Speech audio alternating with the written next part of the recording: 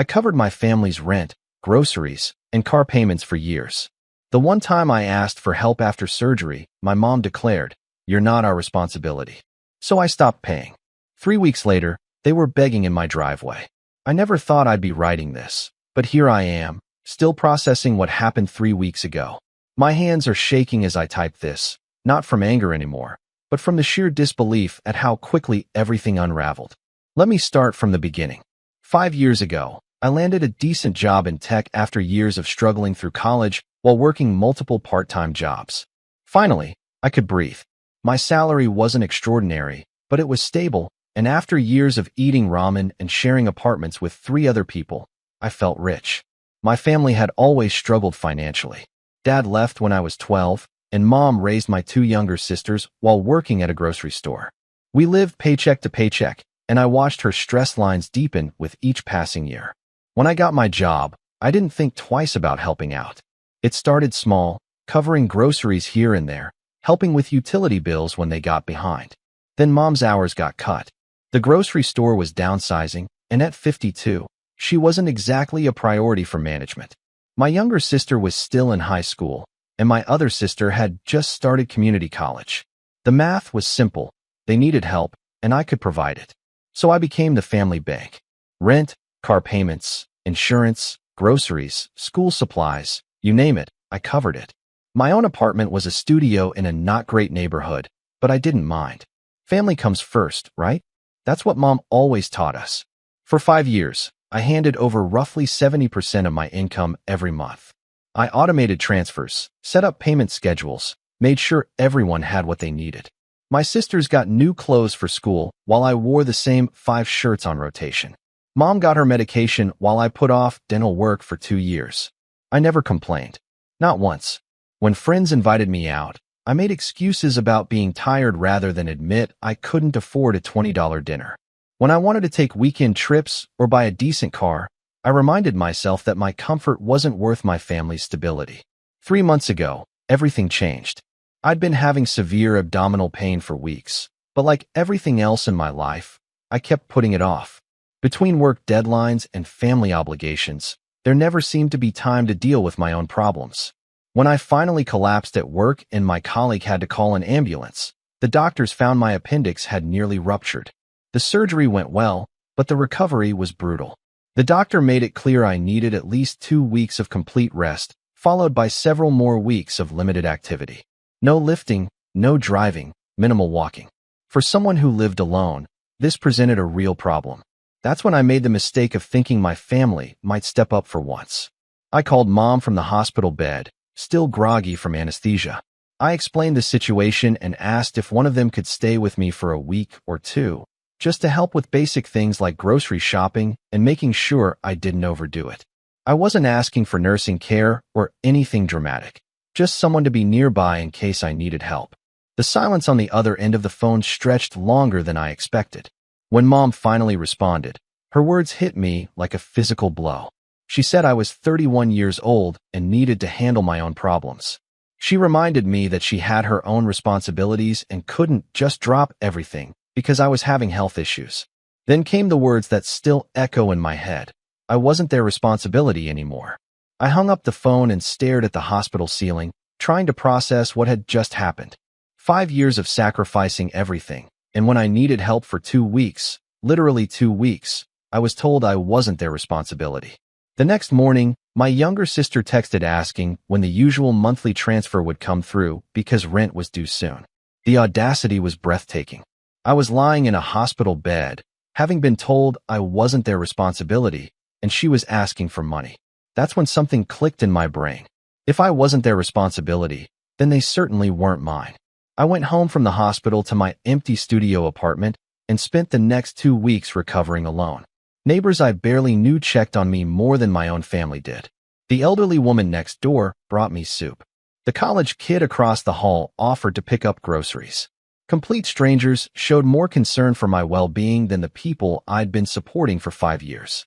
During those long, quiet days, I had plenty of time to think. I calculated that I'd given my family roughly $180,000 over 5 years. That money could have been a down payment on a house, a master's degree, early retirement contributions, or at the very least, a decent emergency fund for situations exactly like this. Instead, I was recovering from surgery alone in a cramped studio, ordering expensive delivery food because I couldn't drive to get groceries, and using up all my sick leave because I had no one to help me with basic tasks. 2 weeks later, when I was finally able to return to work part-time, I made a decision. I canceled every automatic transfer, every scheduled payment, every financial commitment I'd made to my family. All of it. Gone. I didn't announce it dramatically or send some long text explaining my reasoning. I simply stopped. For the first time in 5 years, my paycheck stayed in my account. The silence was beautiful. My bank balance actually grew week after week. I could afford to order dinner without checking my account first. I bought new clothes. I scheduled the dental work I'd been postponing. Small luxuries that most people take for granted felt revolutionary. For 3 weeks, my phone stayed blissfully quiet. No frantic texts about overdue bills or requests for grocery money.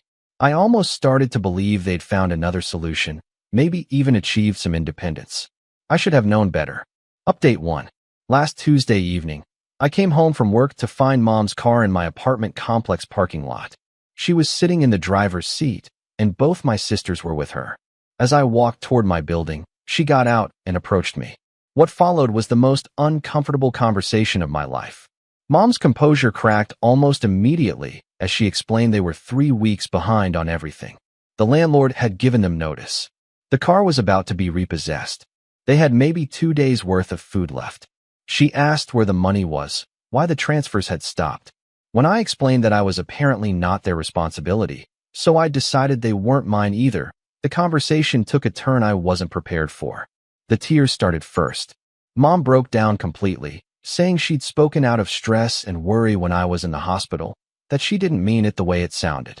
She insisted they were family, that family helps family, that I couldn't just abandon them when they needed me most. The irony wasn't lost on me. When I needed them most, I was told I wasn't their responsibility.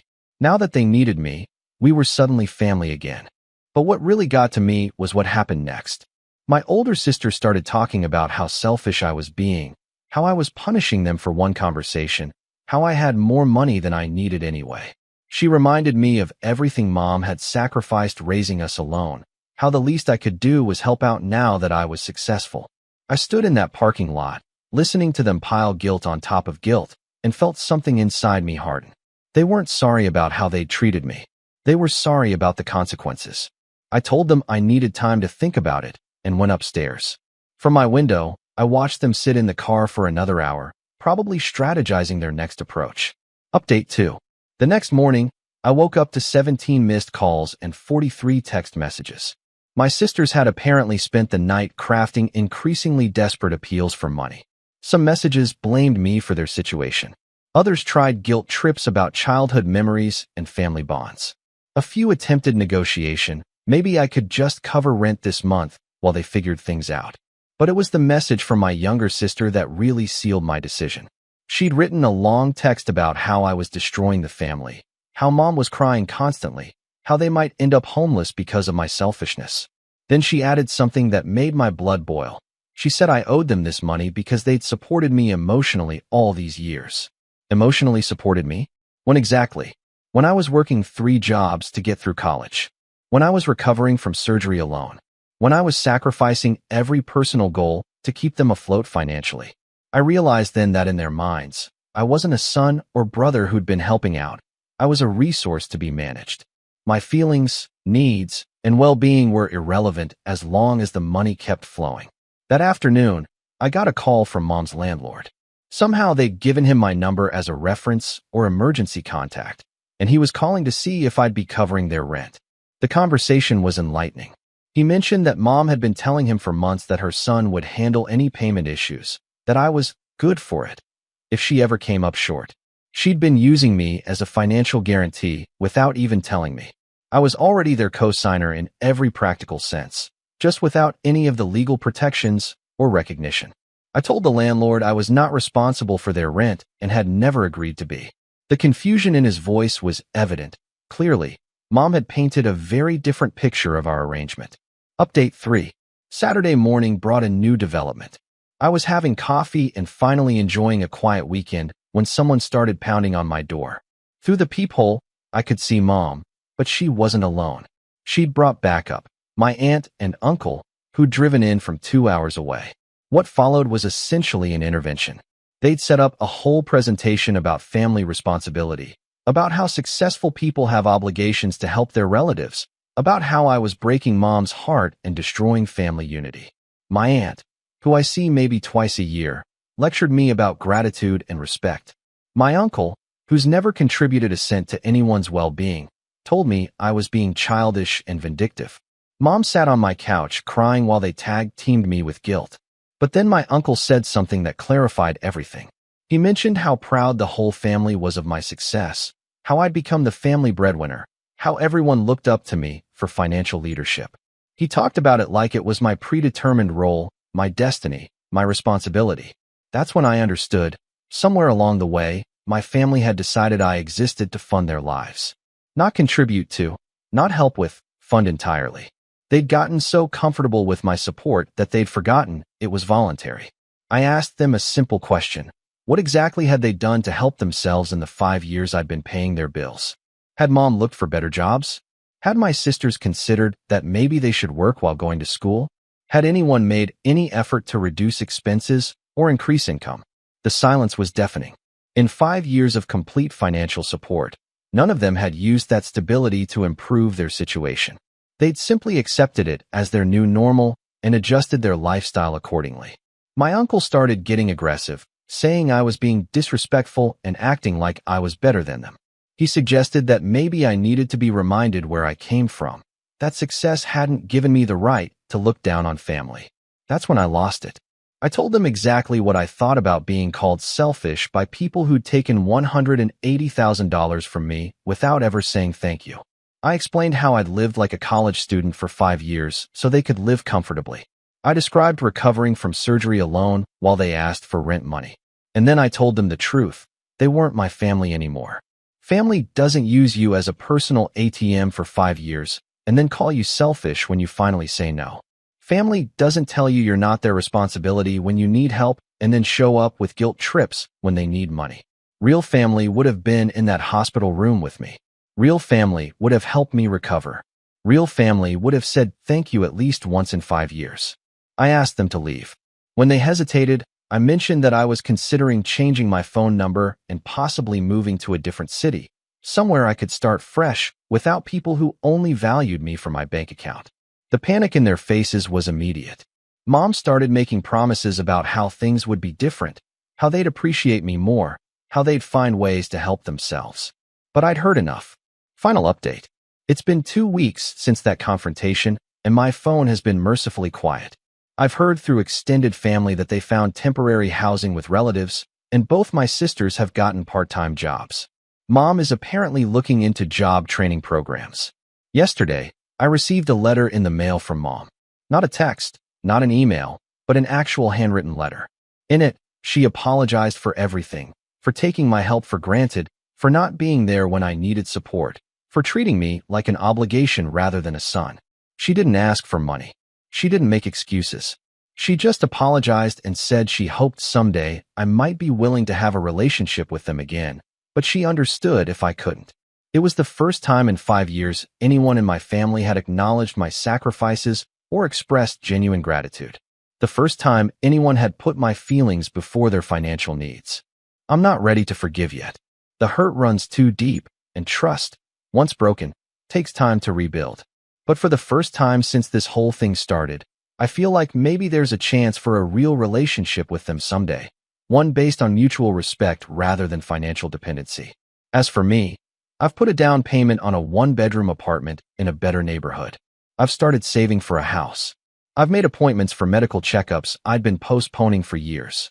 I've even planned a vacation, my first in over 5 years. It turns out that when you're not supporting 4 adults on one income, life becomes a lot more manageable. Who knew? For anyone reading this who might be in a similar situation, it's okay to say no. It's okay to prioritize your own well-being.